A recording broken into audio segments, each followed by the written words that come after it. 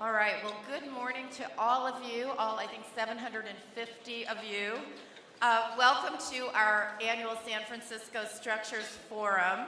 I'm Mary Huss, and I'm publisher of San Francisco Business Times, and I have someone up here I want you all to meet. This is our breaking news of this week. I want you to meet Corey Weinberg, who is our new real estate reporter. And I've been talking to several of you, and you've already talked to him. So Corey, good job. Doing some advanced work. He's already got stories going. So, the reason I brought him up is because now you have a face. Call him, email him. We consider you all sources.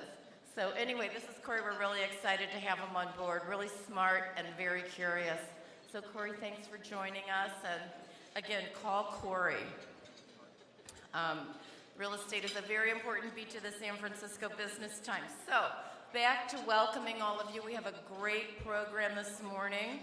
I want to thank you again for being here on behalf of all of our sponsors, and particularly our partner and title sponsor, Shepard, Mullen, Richter, and Hampton. We're going to hear from our mayor this morning and from a group of developers who will discuss the forces and projects that are shaping San Francisco. They're going to give us some insights into their views of current and coming challenges, maybe even some things that have made the headlines, like as early as today, and faced by this rapidly transforming city, and the challenges that are faced by the people like them who build and develop a lot of the projects that shape us.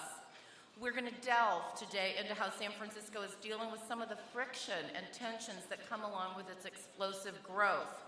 How is this city dealing with an inadequate supply of housing, office space, and efficient transit for all of this growth, with the skyrocketing costs that in some cases are driving companies and families and others out of San Francisco? And how is this city dealing with the backlash that has come against the tech companies that are fueling the growth and the developers that are, in some ways, that are profiting from it? As developers continue to apply their bold visions to transforming this city of innovation, they grapple with old foes, with old and new limitations, and with the need for sound planning to match the growth. So for those of you who have been coming to our Structures event for years, our plan today is to have a little bit less of a presentation, the show and tell, although there is certainly some of that, and more of a conversation with our panel of developers. They each do have some great things to show you, and they're each going to focus on sort of a specific area where they're doing quite a bit of development, and kind of put that in context for all of us. And then we're going to have a great conversation. We'll invite you to send up your questions as well. Before we get to our discussion, we'll hear, as I say, from the mayor, who's really going to give us a big picture look at how to build affordability into the equation in San Francisco. So let me thank our sponsors because they tend to be with us every year, and we appreciate them making this program possible. So again, thanks to our title sponsor, Shepard Mullen. And we know that Shepard Mullen's real estate lawyers partner with clients on some of the most significant and complex transactions and development projects in the country. You'll hear from Joan Story, real estate partner there, in a few moments. And I also want to thank our sponsors, ACO Engineered Systems. Where is the ACO table? And also, right in front of me, of course. And ACO designs, installs, and maintains more than 250,000 HVAC plumbing and process piping projects, including many of the very iconic projects like San Francisco General Hospital, the Mission Bay Hospital of UCSF, Benioff, and the Exploratorium, Levi's Stadium, and we really do thank ACO for being with us this morning. Also, Hathaway Dinwiddie. Greg Costco, President and CEO, thank you. And Hathaway Dinwiddie has constructed so many landmark structures and quality interior spaces from San Francisco to the Silicon Valley and Southern California. They built the Transamerica Pyramid, and they are doing our new office space. So, such iconic. So thanks to Hathaway Dinwiddie. And Smith Group, JJR Architects, specializing in workplace, healthcare, higher education, and science and technology sectors. Smith Group's integrated practice offers depth in all disciplines, and Smith Group understands where and how today's employees want to work and how to translate those shifting behaviors into positive results for clients. So thanks to all of our sponsors, our table sponsors, if you look at the screen, we appreciate their being part of this program too. We want to thank our partnering associations, BOMA San Francisco, with Mark Intermaggio, and SIOR, and SPUR, and I also think I saw Bob Lynchide from the San Francisco Chamber here, and Dennis Conahan from the Center for Economic Development. So thanks to all the great groups who make San Francisco great. From BOMA, I promised Mark Intermaggio I would mention an important initiative of BOMA, and even despite the current development boom, there is a challenge that is a commercial real estate talent crunch, especially with baby boomers retiring, not enough trained professionals to fill many of the jobs, and BOMA started a workforce development initiative to tackle this problem. They'd love to involve all of you with it. They've teamed up San Francisco State University to develop a certificate program in commercial real estate, and many groups are joining BOMA to help train for these jobs. It's called CREATE, Commercial Real Estate Alliance for Tomorrow's Employees. And if you want to get involved, get in touch with Mark Intermaggio. You can hold your hand up or call BOMA. It's a really great effort to get that workforce in this competitive environment. So you'll see our sponsor logos on the cover of our annual San Francisco Structures edition. I hope you've all read it. It is really an informative edition, published a little earlier in June 27th. There are copies for you today here. Hopefully you've already seen it because you subscribe to the Business Times. You may have seen it digitally, you may have seen it in print. We do, for anyone who's not subscribing, have a special savings offer today. If you want to check in with our folks at the circulation team, they'll also get you signed up. You know, we have a commercial real estate newsletter that comes out twice a week, and we do it in conjunction with our Silicon Valley Business Journal. We get the whole Bay Area covered, so that's free if you want to sign up for that. And we are tweeting this morning. Where's Crystal Peak? What's the hashtag? It's on the screen. Good. All right. All right, so just join in the conversation. Now, to open our program, set the stage for our presenters, please welcome Joan Story, partner in real estate, land use, and environment practice at Sheppard Mullin. There you are, Joan.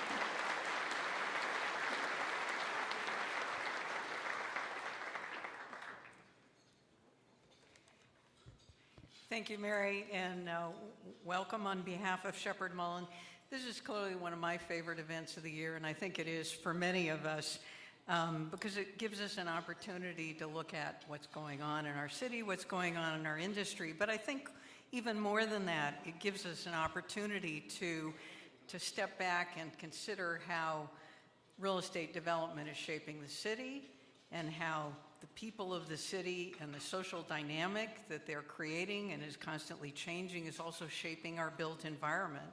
And, you know, I think there's a little bit of a policy geek in all of us, and and this is a perfect opportunity to kind of take a look at it. So I thank the San Francisco Business Times for presenting this opportunity to us every year, and to our other sponsors and to the speakers for making it all possible. And I was thinking about what to say today. I was remembering that 7 or so years ago, I think I made the observation that the population center of San Francisco was clearly moving south and east. At that point, the main drivers were Mission Bay, Hunters Point Shipyard. Yes, the new Transbay Terminal was on the books, in the works. There were many vacant Caltrans lots sitting out there, but I don't know that any of us expected the kinds of explosion of development that we're now seeing, driven in large part by the tech industry, by their desire to be in the city, to be a part of the city. And the real estate needs, both residential and office and other, that's generating. I have to laugh and think we've come a long way from the point in time where we were trying to lure office development south of Market by offering transferable development rights. Nobody's talked about that concept in some time. I think more recently, I'd made the observation that bicycles are now part of our world in the way they weren't, and so developers need to consider bicycle parking in both residential and office structures. Well, it rapidly has become much more than that, and it's not a fad that's going away. It's a very much a part of our urban culture, and planning for bicycles and bicycle and pedestrian safety as a part of all of our streetscapes is now very much part of what our planning departments are looking at and dealing with. So we see evidences of the continuing changes around us, some of them happening far more quickly than any of us anticipated would be the case. And it's a very kind of heady environment, but as Mary's already pointed out, it also brings a number of fundamental questions. Primary among those is, how do we meet the housing needs of an economically diverse population? How do we maintain an economically diverse population? How do we accommodate new ways of doing business? Airbnb, Uber, Lyft, who knows what next? And what does that do in terms of new regulation? And where do we draw the lines about regulation? And those, I think, are just the few of the challenges, all good challenges facing the city. And so I look forward to what the mayor and our distinguished panel have to say, and I know you do too. Thank you.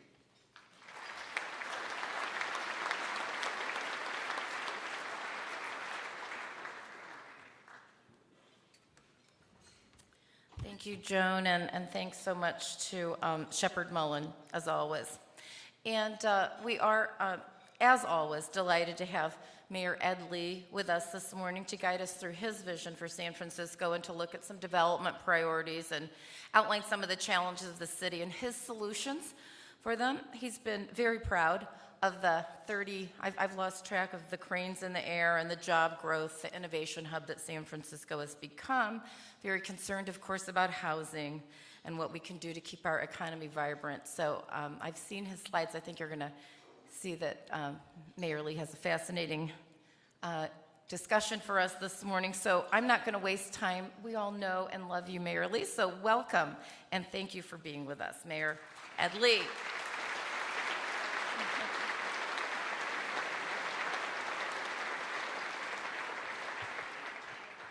Well, thank you, Mary, and thank you to the San Francisco Business Times for the invitation to speak to you about the city that we all love. But, I think I was asked here this morning to really talk to you about what I've been thinking about lately. I've been thinking about a lot of things, a lot of issues in the city. And so some of those issues I want to share with you this morning. First of all, you got to help those Giants. Come on, they're already talking what's mathematically possible. I thought that with the home run from Bumgarner yesterday would have started a trend. You got to help. Let's give some mojo to the Niners. All right? We need that. That's been on my mind. Saw Stephen Curry and Klay Thompson the other day. I congratulated them for bringing home the World Basketball Cup, the FIBA Cup. That was wonderful and exciting. That gets us up. And then this weekend, root for USA, home for USA in the Ryder Cup. That's what I've been talking about, thinking about as well. So that's it, Mary. Thank you very much.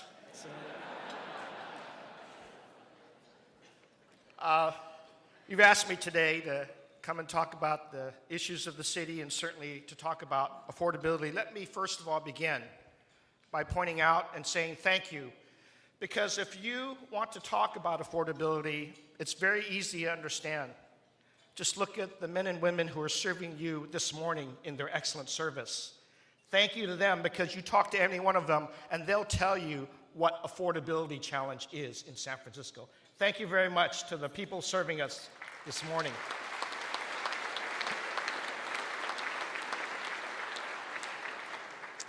You know, when I took office, I pledged that San Francisco would remain the city for the 100%.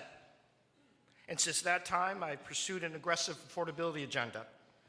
And affordability, while we're going to talk a lot this morning about housing, it isn't just housing. Affordability is also about good jobs, about good education system, and the low-cost ways of moving around our city. Because with a strong economy, we can definitely help those in need. So housing, jobs, education, and transportation are all connected in our economy, and when we lose strength in any one of them, affordability will suffer. So let's start with jobs, because that's what I came into this office trying to do. It's where I started in 2011. As many of you know, the unemployment rate was nearly double digit. Today, we have an unemployment rate of 4.7%. And our city now employs more people than in any time in our city's history. We've made significant progress from the Great Recession, and our economy is growing in all sectors. Job growth. It's occurring in, for example, in our technology sector. Of course, you all know that. Over 23,000 jobs since I took office have been created by the tech sector. And that tech multiplier, by the way, is true. It is responsible for an additional 52,000 jobs since 2010. We've added jobs in targeted sectors like healthcare, hospitality, and obviously construction. And we have, of course, seen a birth in manufacturing. The manufacturing revival is very real here, and it's becoming a model for the rest of the country. And today, we have more than 36,000 industrial jobs in our city. And these local manufacturers provide good-paying jobs, jobs that are really focused for lower and moderate income families in our city. Of course, with all of your help, we're seeing an unprecedented demand in the marketplace. 82% of the office space that's being delivered through new construction is already pre-leased. That's an incredible amount, 82%. And even with 23 large office developments that total some 11 million square feet of office space that's proposed, we already know that's just not enough. And I know that many of you here have Prop M on your minds. And for the first time in 1980, since the 1980s, we have more demand to build office space than we have available under the Prop M guidelines. There is an unprecedented demand by companies to locate jobs here, and that is a good thing. But one of the consequences of this tremendous demand for office space is that rents are up. And so far, they're so far up for our nonprofits and for other small companies, they're of course finding it hard to keep a foothold here in our city. And that's why I will need your help for a fair and practical solution to help these vital organizations stay here where they belong.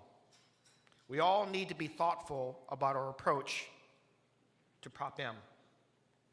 And we will first begin by looking at what office space we have lost in those years, because I think that's not a story that's being told. We have actually lost some office space to conversions, something in between 1 million to 3 million square feet.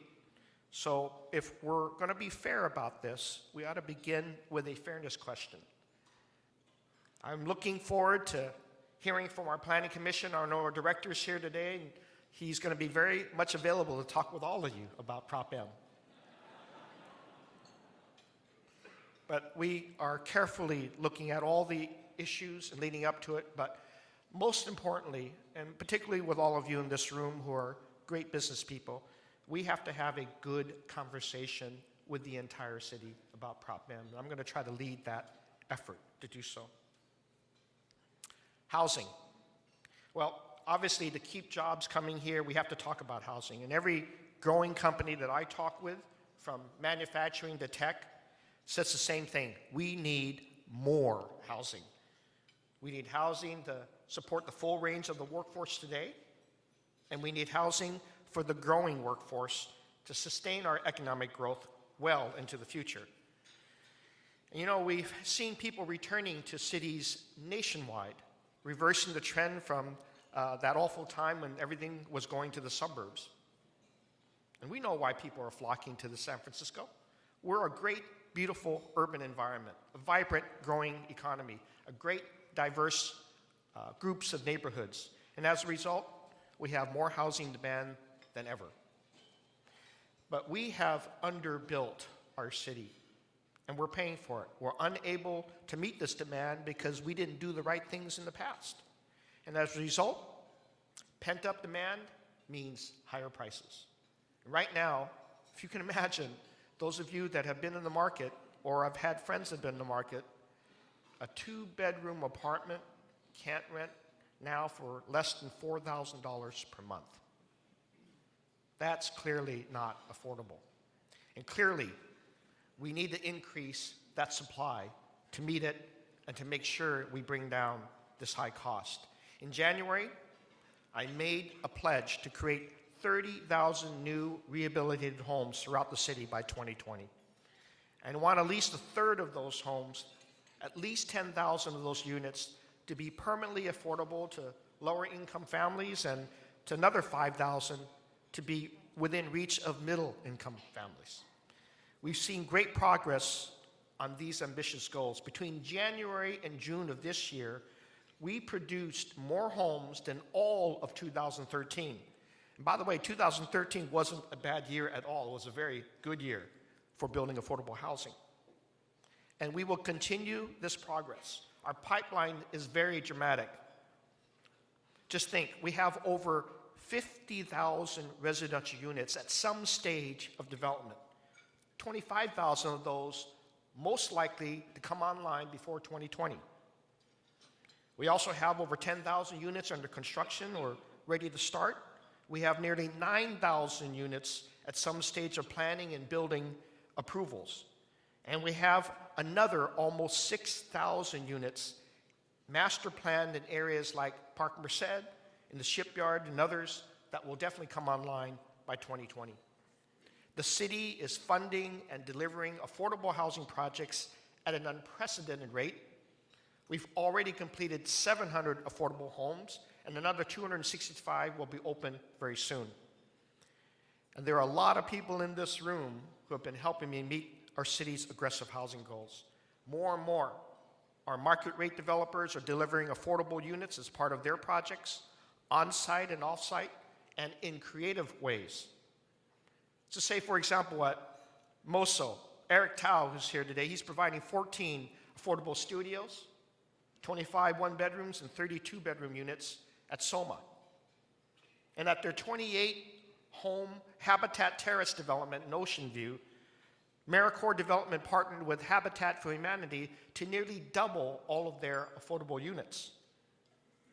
And Brian Spear has created the first fully off-site project in years at 1600 Market Street. This model has literally challenged my office to think more creatively of how we get more of these kinds of partnerships to help meet our goals. And we are making progress also on the pledge that I made to fix public housing. Earlier this year, we welcomed families to 107 new high-quality homes in Huntersview. And Huntersville will ultimately rebuild over 250 units of public housing, plus new affordable additional housing and market rate homes. And we will continue with Alice Griffith, with Potrero Hill, and with Sunnydale to replace those distressed public housing units with new mixed income homes. And in addition to our substantial investments in our Hope SF sites, we're addressing deferred capital needs across the entire public housing portfolio under a new HUD program called Rental Assistance Demonstration, or what we call RAD. And under RAD, the city will rehabilitate or preserve some 3,500 units of important housing stock and leveraging funds to deliver even more. And by the way, if you've read the paper recently, you know also we're trying to take care of our chronic homeless, particularly on veterans. Just yesterday, we announced the opening of 250 Kearny Street, 130 units dedicated to our chronic homeless. In the next 2 years, we are going to end chronic homelessness for our veterans. How about that as a message for Fleet Week? And we're doing that with great partners. It's not just the veterans vouchers that we're doing. We're also got our tech community working with us directly to help fund and provide furniture and all the other needs for the veteran housing. I've got SF City. We have Airbnb of all companies. They're coming in and putting all the furniture in 250 Kearny Street, and we'll do more. Well, today I also want to focus on two of our major growth areas, Trans-Bay and the waterfront. At Trans-Bay Center, we've been able to build a brand new, inclusive neighborhood. 35% of the housing will be affordable to very low and moderate income households, with over 1,200 new affordable homes in that area by 2020. And even though Trans-Bay is not a housing-focused plan, together with Rincon Hill, this downtown neighborhood will accommodate more than 8,000 new homes, almost 10% of our citywide residential growth by 2040. And of course, its workforce will provide some 30% of our new jobs in that same time frame. The central and southern waterfront is another place that you'll see major changes in the coming years. 22% of our residential growth, 30% of our jobs, and 674 acres of new open space will be from the central and southern waterfront. Mission Bay will complete 1,340 residential units this year, with over 2,000 more in the coming years. Well, that's not only exciting news to the neighborhood, there's more exciting news for that particular neighborhood. The Golden State Warriors are coming home to San Francisco. Our San Francisco Giants are working to entitle new homes, offices, and retail space to serve Mission Bay. And this November, voters will have an opportunity to move Pier 70's development forward. And just south of Pier 70, NRG Energy is looking into a mixed-use development on a former power plant site. And in India Basin, Build Inc. is working with the community to develop yet another mixed-use plan linked to open space along the bay. And all of this new development will intersect with construction underway at Hunters Point Shipyard and Candlestick Point, where we'll add over 12,000 new homes, many within reach of our working families. So I told you it isn't just housing, because housing isn't the only thing that working families need. If we want our families to stay and grow in our city, and if we want businesses to keep locating here, we will need to continue working on the best public school system that we can possibly have. While we have one of the top performing urban school districts in California by any measure, if not by the nation, we need to continue our investment. And that's why this November we're asking San Franciscan voters to consider renewal of two incredible resources, the Children's Fund and the Public Education Enrichment Fund. By bringing these two funds together, we can drive a single and shared children's policy agenda for our city.